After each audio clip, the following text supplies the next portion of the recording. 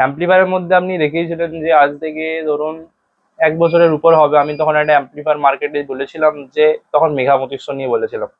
তখন মার্কেটে বলেও ছিলাম এটা যে যতগুলো অ্যাম্পলিফায়ার আমি এখনো পর্যন্ত টেস্ট করেছি তার মধ্যে মেঘা 2500 বেটার লেগেছে, সেই জন্য মেঘা 2500 আমি দিয়েছিলাম।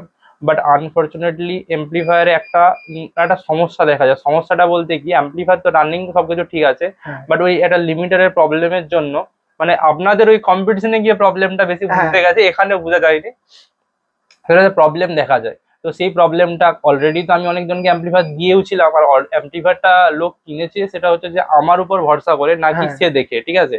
তো সেই জায়গায় অ্যাম্পলিফায়ারটার প্রবলেম সলিউশন করাও হয়েছে, প্লাস আমি সেই জন্য ভিডিও দিইনি। কারণ আমি ধরুন একটা প্রোডাক্ট দিলাম, সেটা ভালো চললো না, আজকে আমি নিজেই মন বদলে গিয়ে আবার একটা অন্য ভিডিও দিলাম যে ওইটা বাদ দাও, এই প্রোডাক্টটা ভালো।